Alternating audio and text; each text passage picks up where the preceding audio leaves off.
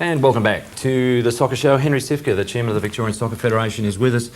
We're talking to him about the issue, of course, that involves the two Melbourne clubs, the Melbourne Zebras and Heidelberg United, who were controversially axed from the National Soccer League. On a more personal basis, the decision has affected, obviously supporters and sponsors of the clubs, as well as the players and coaches. And yesterday, Paul, I know you got the chance to catch up with the coach of the Melbourne Zebras, Ken Murphy, and you discussed with him, of course, the ramifications of the Zebras leaving the National Soccer League.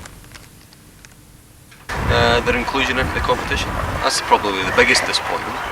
You're talking about doing things in terms of the ground and facilities and so on. Are you talking about making a bigger noise about the fact that they were omitted?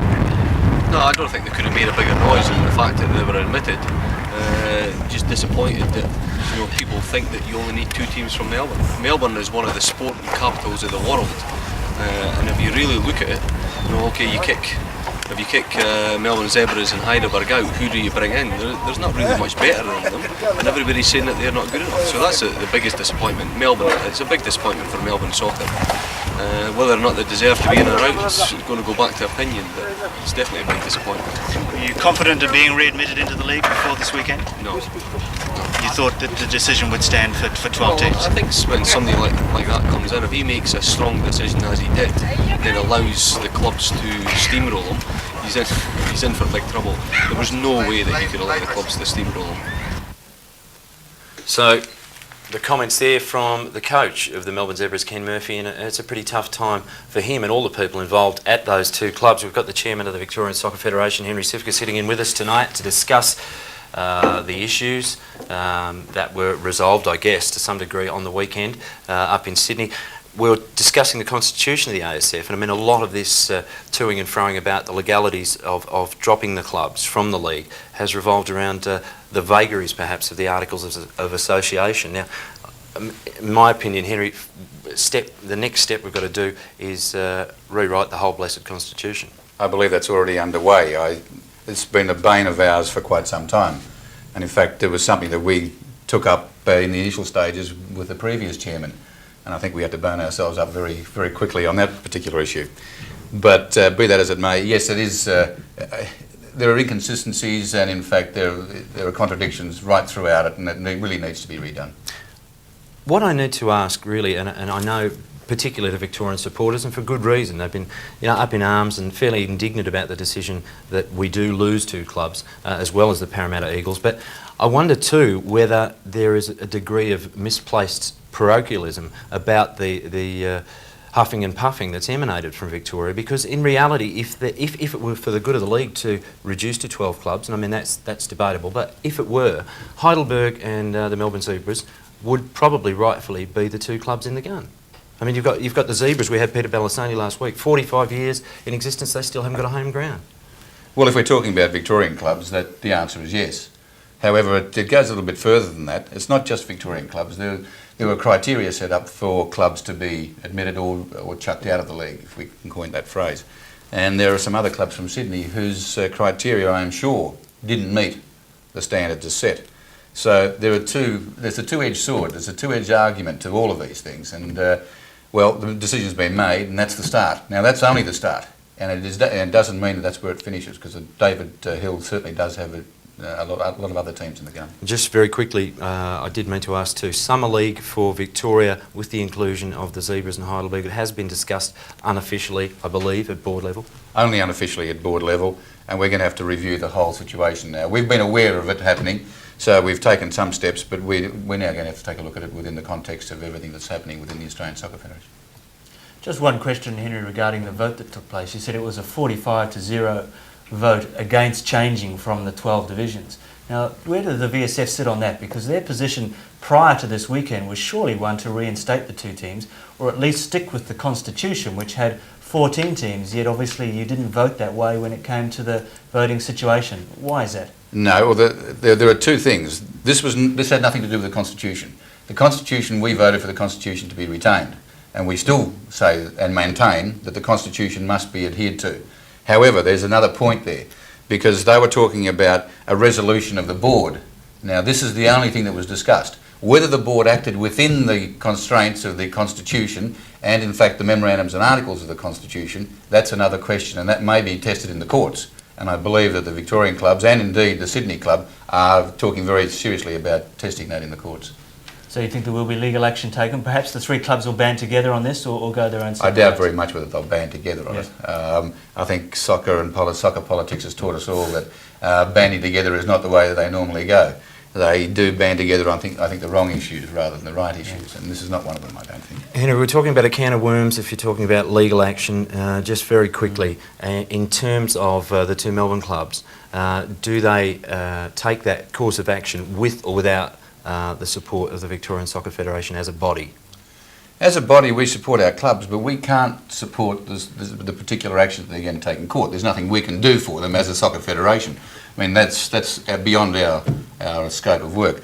But we certainly support the Victorian clubs being part of it, and we'll do whatever we can to help them in their endeavours, but we can't take part in All right. court action. Speaking of Victorian clubs, Henry, we thank you for your participation tonight, and may I just say, terrific job so far since you've been involved. Very impressive fellow, this one, Henry Siwka. I'm trying to get back for our last little tete-a-tete on television, but speaking of Victorian clubs, why don't we take a look at the clubs that come under the jurisdiction of this fellow and the VSF board through all the results of all the divisions in the Victorian Soccer Federation matches played at the weekend.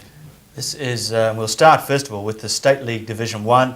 Of course, the two top teams there are the Thomastown Devils and Bentley Greens, and the scores for those two teams were Richmond 1, Thomastown 3, and the good result there for them, of course, and Bentley Greens had a 3-1 win as well, away to Frankston Pines. So both teams at the top of the ladder, staying at the top of the ladder, and we'll just take a quick look at that league ladder.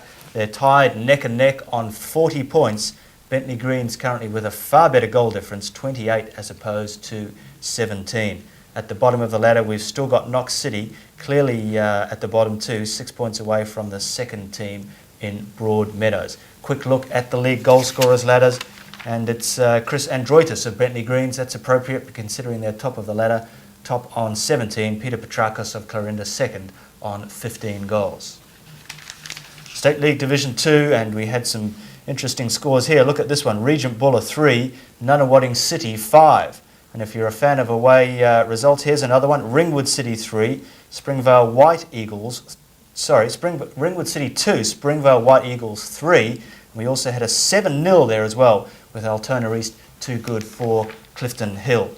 And Springvale White Eagles continuing at the top of the ladder, played 18 with 43 points.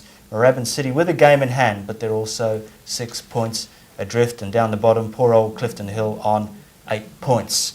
Now looking at State League Division 3. We had Seaford 2-all draw with South Dandenong. Westvale too good for Sandringham by 5 goals to 0. Remember, Sandringham were thumped 9-0 last week, so they're having a tough time of it, as you can imagine.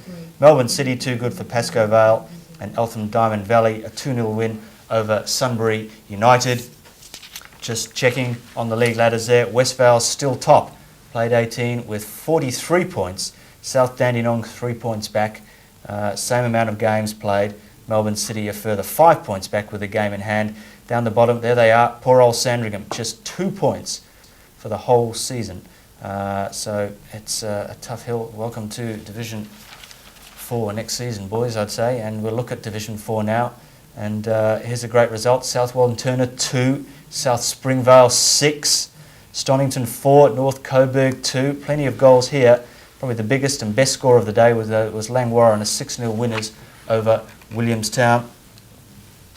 And we'll just check how that league ladder's looking, and it's neck and neck at the top. Cranbourne and South Springvale together on 39 points. South Springvale, though, positioned with a couple of games in hand there, and Geelong not too far away on 37 also. And down the bottom, poor old Brighton on 1 point. Not a good season for the Bayside suburbs, Greg, with Brighton and Sandringham. Well, you know, dismal performances so far. But you can always get a good counter tea at the Red Bluff Hotel in Sandringham. There's a free plug. Don't worry about that. What are we doing? Provisional League, shall we? League. Paul, Mr. Williams, young Williams, couple of big results in Provisional League Division 1, round 18. 4 goals to the good, Old Scotch, and also the Springvale Condors, North Sunshine winning 5-0 against Brandon Park. League leaders in Division 1 Provisional League, Moreland City by a long margin on the bottom, Dandenong and Heidelberg in the gun there. Provisional League Division 2, the biggest result of the weekend, Lindale United defeating the students from Monash Uni 5-2 and a 4-2 away win North Glenroy, and of course North Glenroy leading the pack in Provisional 2 by a point from a clutch of teams down the bottom, Broady and Monash University. And of course it's good to see the kids concentrating on their studies rather than their football team. Provisional League Division 3, Metro, of course, the Saturday games, the biggest result of that round of matches, Ashburton defeating Keele United 6 goals to 3, and Debbie United on top, Carrum on the bottom in Provisional League Division 3 Northwest. On top of the table, Sydenham Park, and down the bottom, Mill Park, and of course in Provisional Division 3 South East Central, if you don't mind, North Caulfield with the sweep there, a 7-2 win over the appalling Flemington Falcons by that result. Anyway, One Turner on top of the ladder there, and RMIT down at the rock bottom of Provisional League Division 3 South Paul East Paul Central. Again, the students not doing too well. No, ratbags. Can't All trust right. them, can you? They're probably protesting somewhere. You're watching The Soccer Show. We'll take a short break and be back with you shortly.